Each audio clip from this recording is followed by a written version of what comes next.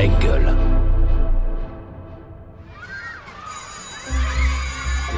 Quand j'étais petite, je voulais être... Quand j'étais petit, je voulais moi, être... quand j'étais petite, je voulais faire... Alors moi, quand j'étais petite... Petit, moi je voulais J'ai être... toujours eu envie Petit, je voulais être... Bonjour Thierry. Bonjour.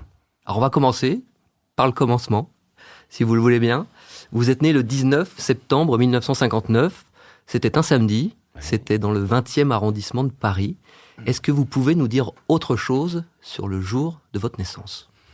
C'est toujours difficile de parler de son jour de naissance. Ma mère était seule à Paris. Mon père était mobilisé en Algérie à l'époque. Et donc voilà. Donc je pense que ça a été un peu le branle-bas de combat d'une maman assez isolée quand même finalement. Et puis qui a su faire face tout de suite, très tôt, s'organiser avec un enfant à la maison. Donc alors évidemment, on n'a jamais de souvenir de ces moments-là.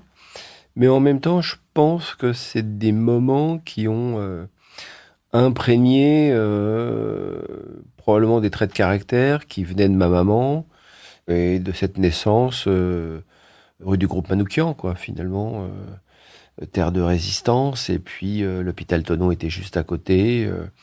Voilà, c'est parti comme ça. Je trouve que c'était un premier bon socle. Thierry, c'est votre prénom. Est-ce que vous avez une idée de la motivation, de la raison pour laquelle vos parents l'ont choisi ? Je sais pas du tout. Je pense que c'était un prénom à la mode. Il y avait une série télévisée. Je sais pas si ça avait une corrélation avec ça, mais il y a des tendances de prénoms comme ça qui font recette. Thierry en probablement fait partie et ma mère a trouvé ce prénom pratique. Moi, je le trouvais un peu long à écrire. J'aurais aimé qu'il y ait un R en moins. Mais non. Mon grand-père, c'était Marcel. Mon père, c'était Jean-Claude. Donc, Thierry, elle a fait la synthèse des deux. C'est pas mal. Et là, arrive le moment où, justement, vous allez partir avec une belle aventure qui est cette aventure des Compagnons du Devoir. Je rentre chez les Compagnons des Devoirs, j'ai 15 ans. Je vais découvrir une autre vie, des adultes heureux, positifs. Positifs parce qu'ils sont très très fiers de leurs connaissances, de leurs compétences, ce qui fait d'eux des hommes libres, totalement libres. Pas assignés à une extraction sociale, pas assignés à une forme de compétition. La motivation et le travail bien fait. Et le salaire honnête ou repos. J'avais lu ça sur le carnet de Tour de France d'un ancien. Il disait « salaire honnête ou repos, du premier naît l'harmonie, du second naît l'anarchie ». Et donc, il me disait toujours « on est l'élite du monde ouvrier ». Et nous qui avions grandi dans des cités ouvrières, bien qu'on nous reconnaisse en tant qu'élite du monde ouvrier et qu'on nous reconnaisse une valeur ajoutée, eh bien, ça me rendait assez fier de l'appartenance. Et je leur dois encore ça, et je leur dois énormément de respect pour ce qu'ils ont pu me transmettre, de valeur, de faire en sorte que l'homme soit droit dans la rectitude de ses choix, seul et droit, mais en même temps, ça fait des hommes à angle droit. C'est-à-dire que on est solitaire et on est une personne, mais on est solitaire et solidaire. Donc cette verticalité de la solitude est intéressante, et c'est eux qui vont commencer à me donner ce schéma-là, et en même temps, on est solitaire, bien sûr, mais on est solidaire. On va plus vite tout seul, mais on va plus loin ensemble. Et ça, c'est un peu ce que diffuse en permanence cette formation chez les Compagnons de Devoir, qui n'est pas une mise en conformité de quelqu'un, qui est simplement de faire partager une passion métier, et de reconnaître que l'apprentissage, comme je viens de l'évoquer, n'est pas une mise en conformité, mais c'est apprendre auprès d'eux, auprès de quelqu'un qui vous inspire. Et ça, j'en garde encore, et aujourd'hui, j'essaie de mettre ça en pratique dans des centres de formation qui sont dirigés pour des personnes qui sont des fois éloignées de l'emploi et qui ont simplement une perte de repère, une perte de cap. Et dans ce cap, c'est juste une perte de projet. C'est pas simplement qu'ils balancent du côté de l'ordre ou du désordre. Il faut, pour rester entre l'ordre et le désordre, il faut un cap et donc un projet. Dans cette notion, justement, de transmission, vous êtes quelqu'un d'extrêmement impliqué, engagé. Sur quoi vous attendez, finalement, la génération qui arrive ? Quels sont, selon vous, les axes importants sur lesquels il faut travailler, avancer, solutionner ? La génération qui arrive, elle est bien meilleure que nous. On a toujours l'impression que nous, parce qu'on aurait un peu de bouteille, on aurait les clés. Qu'on aurait les clés du camion de l'épanouissement ou de la réussite. C'est complètement faux. C'est-à-dire que moi, j'aime bien cette génération qui arrive aujourd'hui, même une génération qui me dit, moi, je veux pas avoir un rapport sacrificiel au travail. Moi, je peux l'entendre et ça me va très bien. C'est-à-dire qu'aujourd'hui, cette pyramide de Maslow qu'on me donnait à moi, on me disait, apprends tes bases, quand tu auras tes bases, tu fais ce qui est important de faire, ensuite ce qui est utile de faire, ensuite tu auras du plaisir de faire ce que tu fais, mais tu as 40 ans. Bah, les gamins disent, non, t'es gentil, la pyramide, je la prends, je l'inverse, et si c'est fun, j'y vais, et si c'est fun, je vais chercher la compétence dont j'ai besoin. Comme t'es gentil, mais moi aujourd'hui, je suis né avec une caméra dans les yeux, j'ai 2 cerveaux, toi t'en avais qu'un, donc ça veut dire que quand je veux apprendre quelque chose, j'apprends plus vite que toi. Et c'est vrai. Aujourd'hui, un gamin, il apprend avec 2 cerveaux. Moi, si je passe mon temps à essayer de leur apprendre des recettes, ça n'a aucun sens. Par contre, si je leur apprends la cuisine, c'est le geste, le feu, le temps. Coupe juste, goût juste, gestion du plan de travail, la maîtrise du feu, donc la maîtrise de la cuisson et le temps pour le faire, ce qui fait d'eux des professionnels. Mais la recette, c'est chacun imprime une idée de la recette. Et en plus des recettes, ils en ont partout sur Internet, des tutos, ce qu'ils veulent. Donc, ils apprennent beaucoup plus vite que nous avons. Est-ce que cet apprentissage est durable ou pas ? C'est à eux de le définir.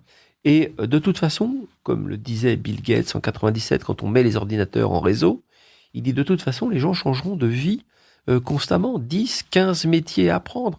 Donc cette magie, je dirais, cet énorme hub que peut être la formation professionnelle doit être une connexion permanente, passer du métier de la boulangerie au métier de la cuisine, du métier de la cuisine au métier de l'alimentation programmée, spatiale, de la recherche, aller vers le monde du numérique. Tout ça, c'est comme ça que ça va être vécu. Donc, j'ai pas d'inquiétude sur l'épanouissement de ces jeunes gens. Je pense que la seule chose que nous, les anciens, on peut leur apporter, c'est l'idée de la durabilité. C'est-à-dire que ça, c'est pour moi important, parce que le tout argent n'est pas une solution, d'arrêter avec ce discours du tout profit, et de se dire, eh bien, est-ce qu'on peut pas imaginer de la croissance en conscience ? Oui, faire plus de revenus pour mesurer dans nos entreprises l'impact social, l'impact environnemental. Et je trouve que aujourd'hui, les jeunes gens sont extrêmement réceptifs à ça. Et puis, ils sont moins clivants que nous. Ma génération, on considérait que ceux qui avaient appris pour faire, donc qui avaient été plutôt de bons élèves, pouvaient avoir une réussite sociale et un épanouissement social, et que ceux qui avaient plus de difficultés devaient aller vers des apprentissages, dans le faire pour apprendre, et que de toute façon, ce seraient des individus de seconde zone. C'est pas l'histoire. Or qu'aujourd'hui, cette mixité sociale, d'ailleurs on le voit dans toutes les enquêtes d'opinion chez les jeunes gens, ils s'inquiètent pas vraiment de la laïcité, ils se disent non, mais de toute façon c'est acquis, chacun a le droit de porter ce qu'il veut, finalement chacun est un, et nous ça nous pose pas de problème, mais c'est à nous adultes que ça pose des problèmes. Donc il faut avoir un regard assez bienveillant sur ces jeunes gens, et quand ils dérapent, essayer de remettre un cap aussi pour eux, ou de les aider à remettre un cap. Je reviens sur l'enfance dans certains quartiers, et j'insiste beaucoup là-dessus, dans certains quartiers, votre enfance, et je parle de la petite enfance, que vous soyez bon élève ou mauvais élève, c'est un problème.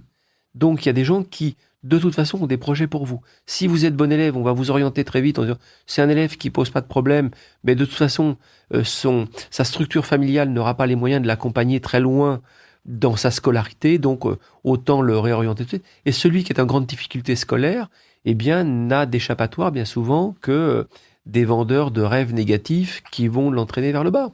Donc, c'est là où le régalien doit avoir un impact fort en disant non, on va reposer les règles de la République, dur avec les faits, bienveillant avec les gens. C'est ça. Le liberté, égalité, fraternité, c'est ça. Liberté, on a des codes et des lois qui la définissent. L'égalité, il y a des codes et des lois qui peuvent le définir. Mais on a oublié, on a quand même réussi en France, je lisais ça dans la presse il n'y a pas longtemps, on a réussi à fabriquer de l'égalité injuste.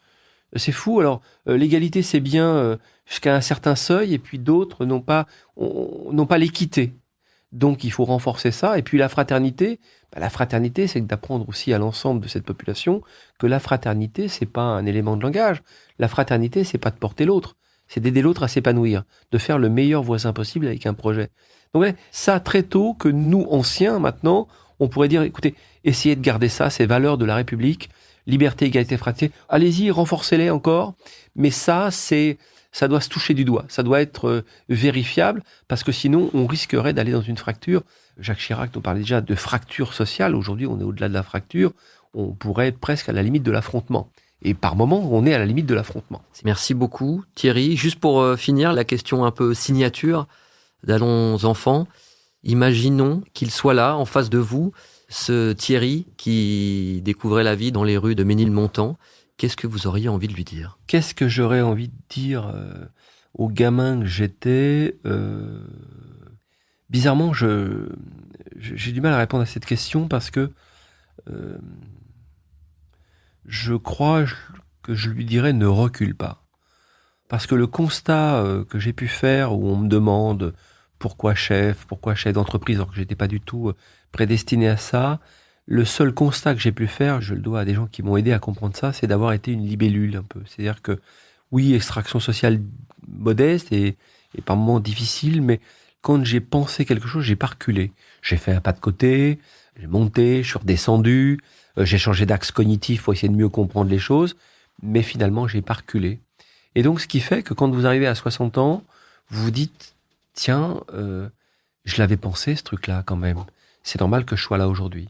Et c'est un peu ça. Et je pense que il faut apprendre cette stratégie de la libellule qui fait que, bah oui, on peut changer, aller un peu plus à droite, un peu plus à gauche, monter, descendre, changer d'axe. Mais ce que j'ai envie de lui dire, c'est, ouais, t'as raison, recule pas. Et je crois que c'est la meilleure mécanique. C'est pas parce que les autres décident à votre place que vous n'êtes pas un bon élève que vous pourriez dire, bah voilà, je suis voué à considérer que eux ont raison et moi j'ai tort. Un grand merci. Merci à vous. Allons enfants est un podcast Engel présenté par Romain Ballan. Abonnez-vous pour découvrir nos prochains épisodes. Production et réalisation, Raphaël Fruchard. Ingénieur du son, Thomas Gabriel. Coordination de production, Alix Pénichon.